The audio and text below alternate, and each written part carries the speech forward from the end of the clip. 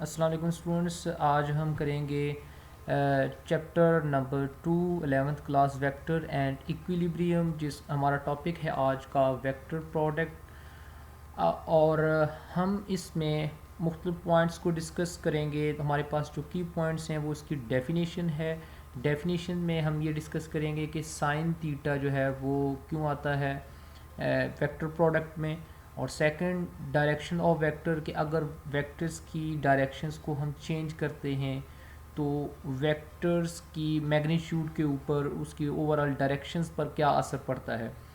Examples इसकी चंद examples हम देंगे। करेक्टरिस्टिक्स हम इसमें ये डिस्कस करेंगे कि यूनिट वेक्टर्स जो होते हैं और जो नॉर्मल वेक्टर्स होते हैं उसकी ओरिएंटेशन पर क्या असर पड़ता है। तो ये सारे पॉइंट्स हम डिस्कस करेंगे। डिस्कस करने से पहले एक छोटी सी आपसे रिक्वेस्ट है कि हमारे चैनल को सब्सक्राइब कीजिए और बेल आइकन पे ज़रूर क्लिक कीजिए ताकि हर नई आने वाली वीडियोस आपको मिलती रहे। वेक्टर प्रोडक्ट, जिसको हम क्रॉस प्रोडक्ट भी बोलते हैं, इसकी डेफिनेशंस को अगर हम देखें तो if the product of two vector quantities is a vector quantity then the product is called vector product. यानी कि हम कोई से भी दो वेक्टर क्वांटिटीज़ हैं, फॉर एग्ज़ाम्पल यहाँ पे तो हम ए और बी से रिप्रेजेंट कर रहे हैं, मतलब कि फोर्स है उसको हम अगर वेलोसिटी के साथ मल्टीप्लाई कर दें, दोनों वेक्टर हैं।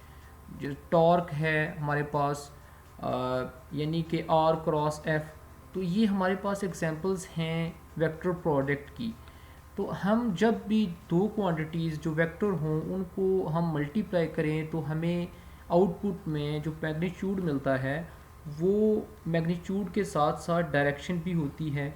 इसलिए हम कहेंगे कि दो वेक्टर क्वांटिटीज़ को मल्टीप्लाई करेंगे तो मैग्नीट्यूड के साथ साथ हमें यूनिट वेक्टर भी मिलता है।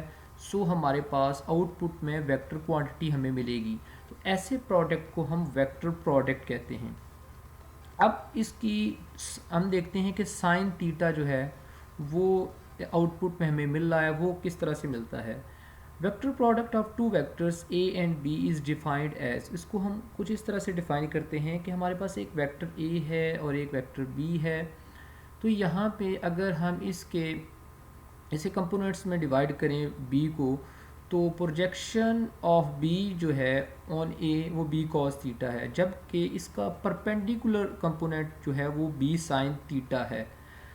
अब हमने जो स्केलर प्रोडक्ट पढ़ा था उसमें पढ़ा था कि जो मैग्नीट्यूड ऑफ ए वेक्टर है और component magnitude of the component of B vector in the same direction, यानी कि बी भी इसी डायरेक्शन में है, ए भी इसी डायरेक्शन, वो स्केलर प्रोडक्ट है। लेकिन इसमें हम क्या करते हैं कि बी वेक्टर का perpendicular magnitude of perpendicular component लेते हैं B sine theta. B sine theta को ए के साथ मल्टीप्लाई करेंगे तो ऐसा प्रोडक्ट जो हमारे पास होगा वो क्रॉस प्रोडक्ट होगा। मतलब A B sine theta N जो है वो ये शो करता है कि इसकी कोई ना कोई डायरेक्शन है। इससे पहले हम जो थे डिस्कस कर रहे थे स्केलर में, तो हम उस वक़्त एन जो है वो साथ नहीं आता। लेकिन यहाँ पे अगर देखा जाए तो अगर ये फॉर एग्जांपल ये एक्स एक्सिस में है तो हमारे पास जो बी का जो कंपोनेंट है वो किसी दूसरे एक्सिस में है। वो अगर ये एक्स एक्सिस में है ए, तो ये वाई में हो सकता है, जी में हो सकता है। लिहाजा जब ए कंपोनेंट दूसरे कंपोनेंट के एक्सिस में जाएगा तो आउटपुट में हमें एक डायरेक्शन ज़रूर मिलेगी। वो डायरेक्शन जिसको हम एन से रिप्रेजेंट कर रहे हैं यूनिट वेक्टर इनके। अब ये कैसे होता है इसको हम फर्दर डिस्कस करेंगे। तो यहाँ पे हम डायरेक्शन ऑफ वेक्टर प्रोडक्ट को देखते हैं। The direction of vector product A cross B can be found by right hand rule. तो अब अंडरस्टैंड करने के लिए कि जो यूनिट वेक्टर साथ आता है जिसकी डायरेक्शन होती है, अब वो कैसे क्रॉस प्रोडक्ट के आउटपुट के साथ जो वेक्टर क्वांटिटी में मिली है वो कैसे आता है उसको हम डिस्कस करने लगे हैं। यहाँ पे गौर से देखिएगा। देखिए ए एक वेक्टर है, बी वेक्टर है। अगर ए जो है ये बी की तरफ रोटेट करेगा तो हम राइट हैंड रूल अप्लाई करेंगे। ये हमारा राइट हैंड है, तो राइट हैंड की जो फिंगर्स हैं इसको हम कर्ल कर रहे हैं बी की तरफ। क्यों कर रहे हैं वो हम यहाँ पे एक्सप्लेन करेंगे।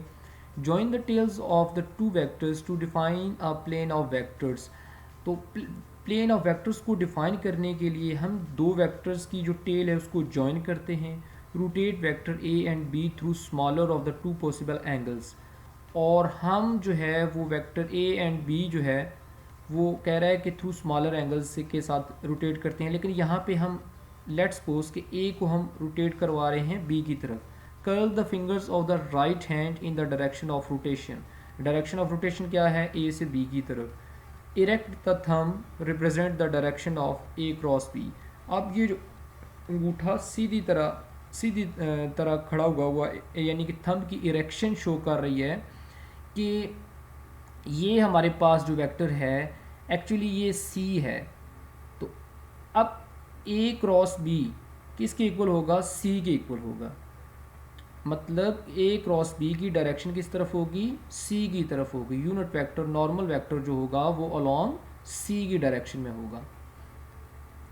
इसकी एग्जांपल्स हैं हमारे पास कुछ इस तरह से कि टॉर्क आर क्रॉस एफ से रिप्रेजेंट करते हैं, आर एफ साइन थीटा लिख लेते हैं हम।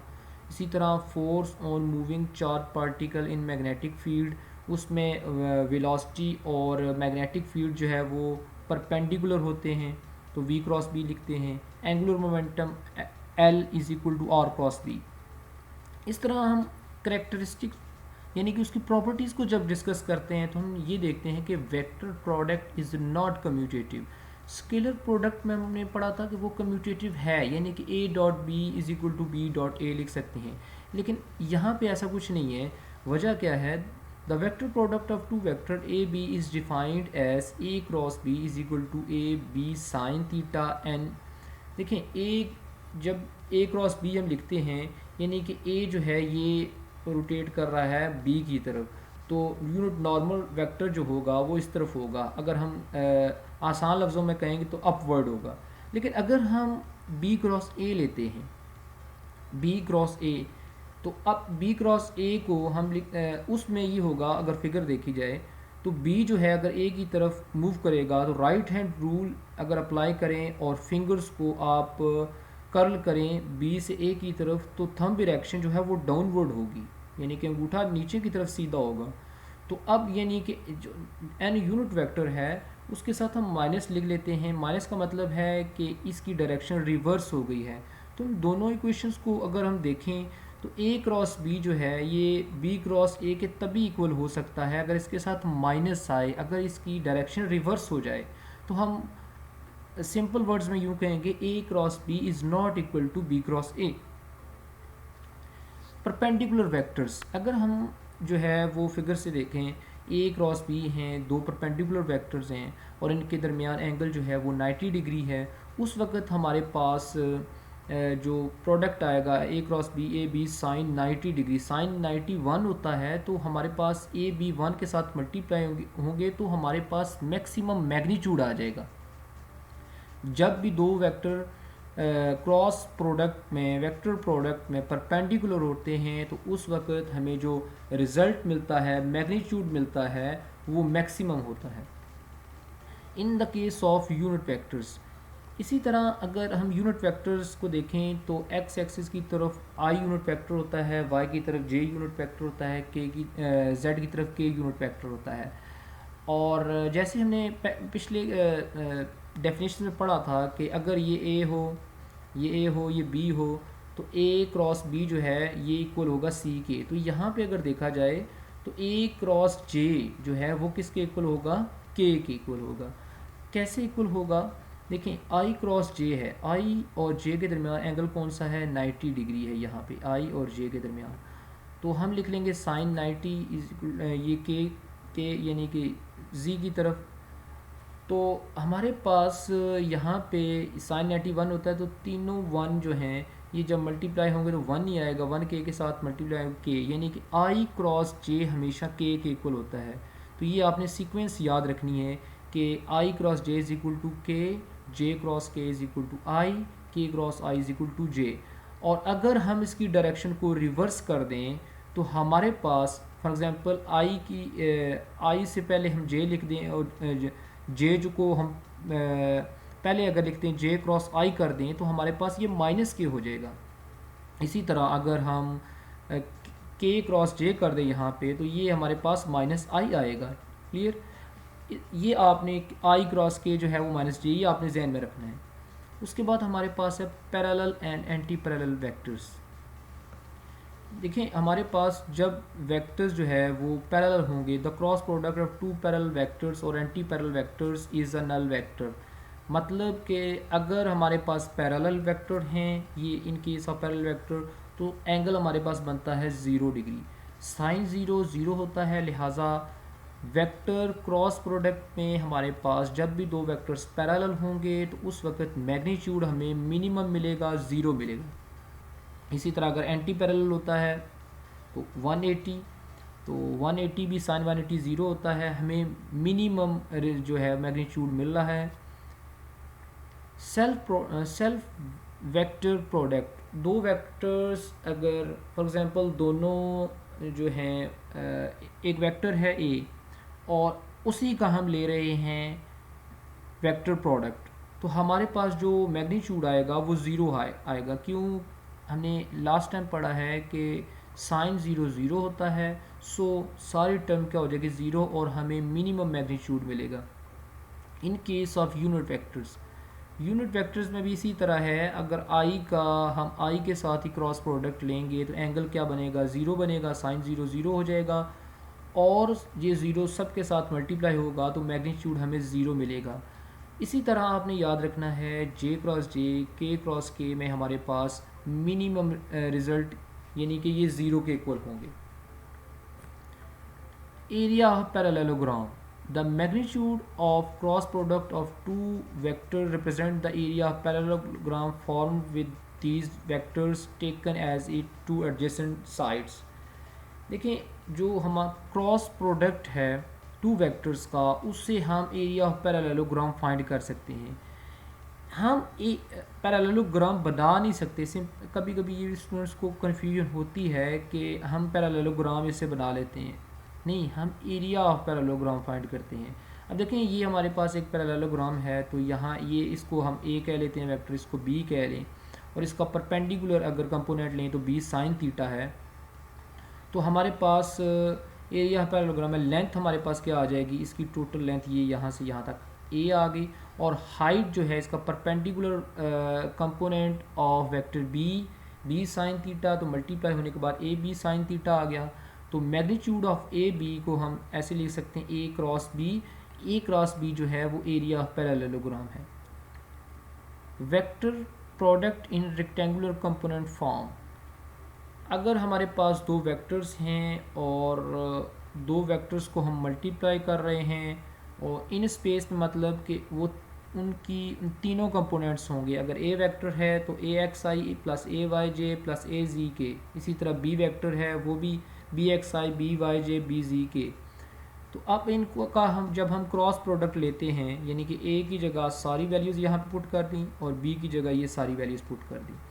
अब ए एक्स आई जो है ये सारे तीनों कंपोनेंट्स के साथ मल्टीप्लाई हो रहा है। ए एक्स देखें, ए एक्स बी एक्स आई क्रॉस आई ये हो गया, फिर ये ए एक्स बी वाई ये हो गया, आई क्रॉस जे हो गया, यही ए एक्स बी जी और आई क्रॉस के हो गया। इसी तरह ये जो आई ए वाई है ए जी है ये इन तीनों के साथ मल्टीप्लाई जब होगा तो कुछ इस तरह की सिचुएशन बन जाएगी, ये तीनों मल्टीप्लाई हो गए।